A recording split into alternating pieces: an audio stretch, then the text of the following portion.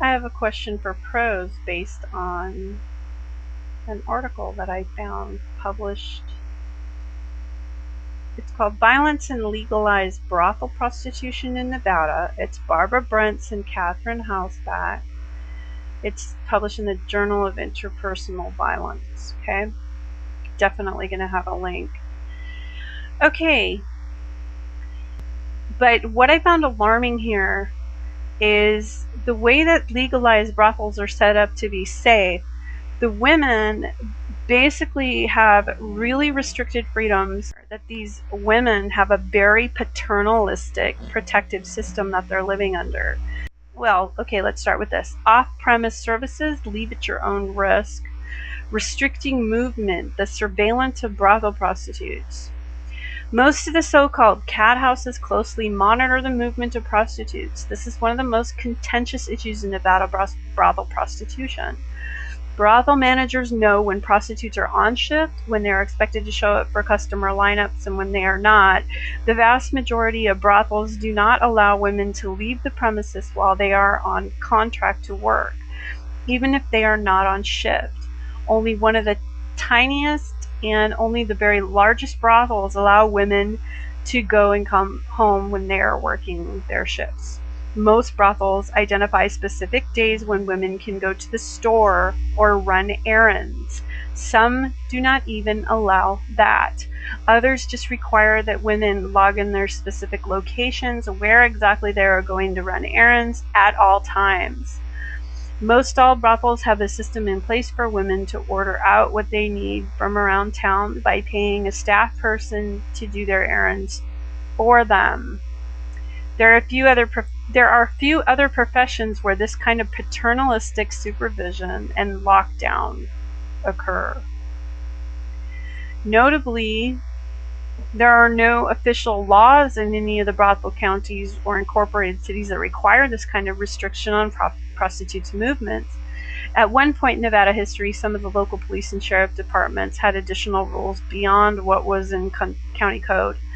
And these rules were governed mostly to restrict prostitutes' visibility in town.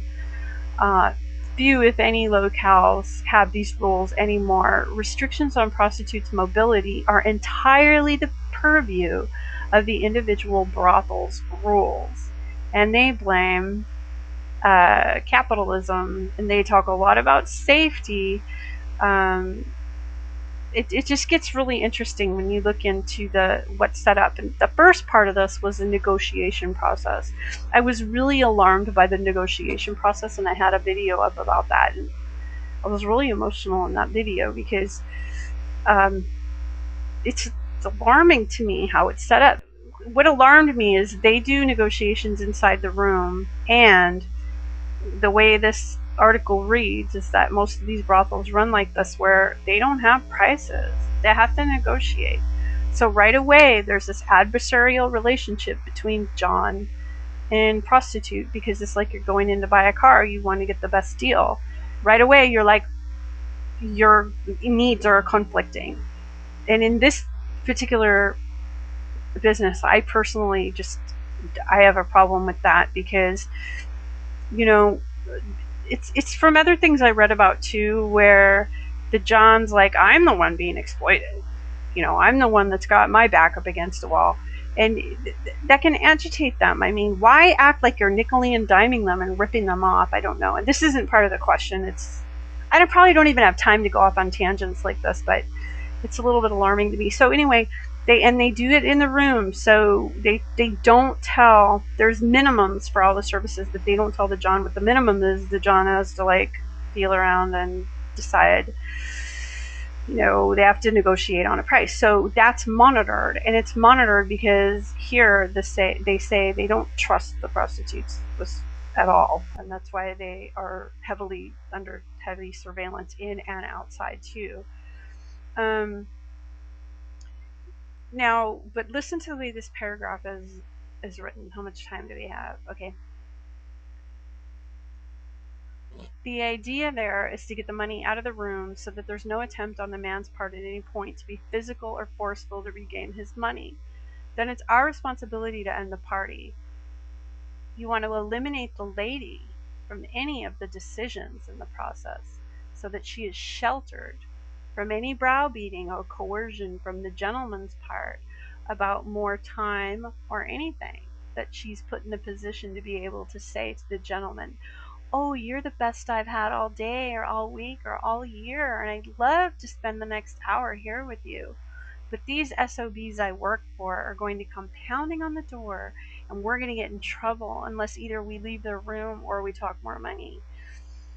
We encourage the lady to put the burden on us, and then she's their buddy and we're the bad guys. The prostitute concurred this process was empowering. But basically it's like, oh no, she's got to be protected at all times. And right, it's protection, it's paternalistic, it's constant surveillance, and they act like that John is a potential danger. When you read through this, there are a couple things that stand out. There's even a section called living as victims. They have to have a victim mentality in order to survive. They have to consider every John a potential threat. Okay, what does that sound like? That sounds like a radical feminist, right? So they have to consider every John a potential threat, and the way all the legal brothels are set up, like every little rule they have, the subculture that's there, the constant surveillance, is safety precaution for the type of work that they do. And it speaks volumes. It's extremely limited, restrictive, paternalistic. These people cannot have lives outside of what they do. So that's a part to consider. But the mentality also is like they're in danger at any moment. Even though this has turned out to be a, quote, safer system, it's set up this way to ensure that safety. And then when we get into STIs, this article, they call it STI here, but you might know it as STD more commonly. They say that you can reconceptualize an STD as violence against the worker. Because, if you think about it, it makes perfect sense. It's a threat to your very existence, and it hurts your body when you get one of those things. So it's a constant threat of violence in that way too. And so prostitution is definitely violence against the people that engage in it. Thinking like a victim. Here we go. Thinking like a victim. Part of the way brothel prostitutes talked about violence was by describing their need to constantly think like a victim. This is likely much more a part of street prostitute culture. For the one individual we interviewed who did a report of personal experience with violence, thinking like a potential victim and being constantly on guard is now a part of her daily life. She had just recently turned out or started working as a prostitute. Okay, and there's more here. Now they did say, maybe that this comes from the way they said, this is likely much more a part of street prostitute culture. But when you get into the rules, the regulations, the protocols, it's kind of what I'm looking for, the protocols in the culture there, that they live and think like victims, and they are in a totally paternalistic environment. So the question for pros is, what are you talking about? But, so let's see. And the question that I have is not just, what are you talking about? Okay, the question that I have, especially I was thinking for feminist whore, because the video where she's hollering, we need help, we need rights. They talk about sex workers' rights all the time. And I'm wondering if they would be able to have a job.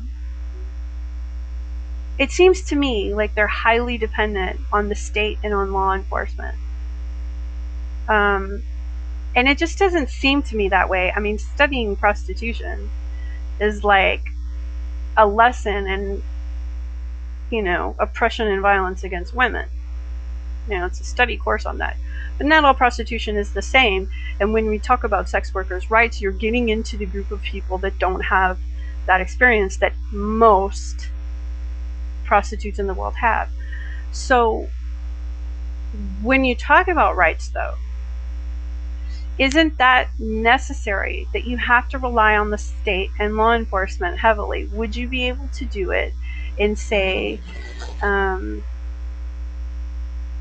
society without those interjections? I mean, you're heavily dependent on those services and the state. This is what I'm thinking. Outside of that, it gets really grim.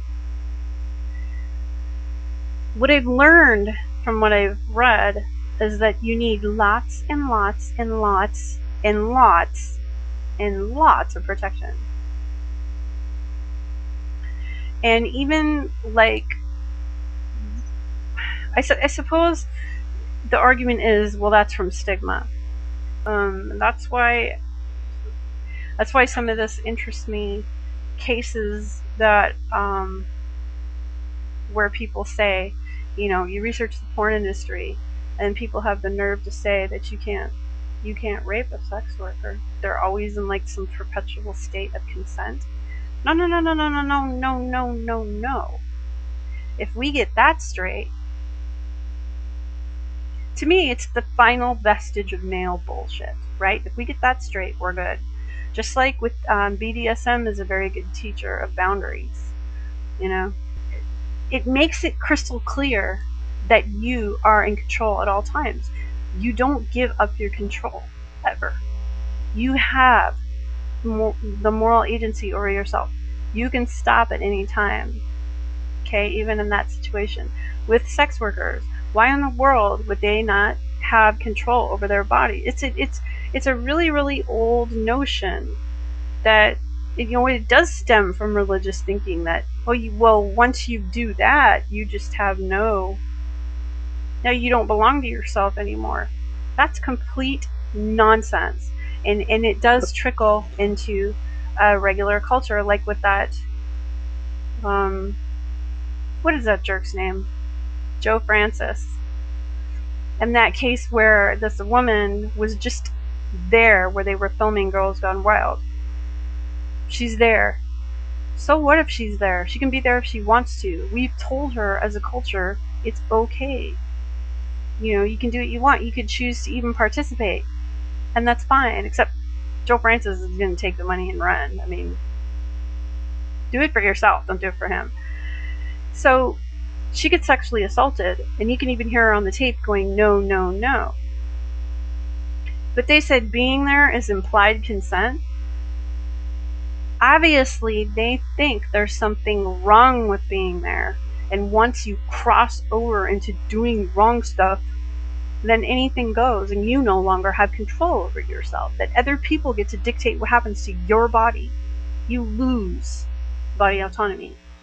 And that's a definitely religious, outdated notion. And so she didn't win her case. That type of thing is where, when people talk about this happens because of stigma, I agree with that, and it drives me up a wall, and it's why I started to get interested in this. Because when I read Shelley's information from these different females, I was so outraged that people did not care about what was happening to them. I am so outraged by it.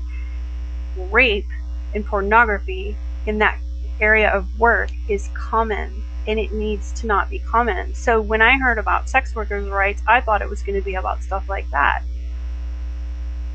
What is it about? What is it about if it's not about getting it safe to be in pornography, getting that safe?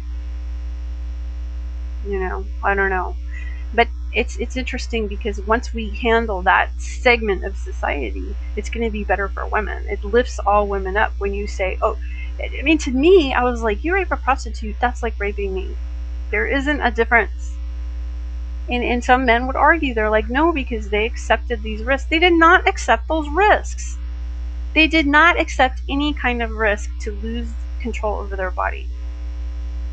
I do not accept that. Ugh.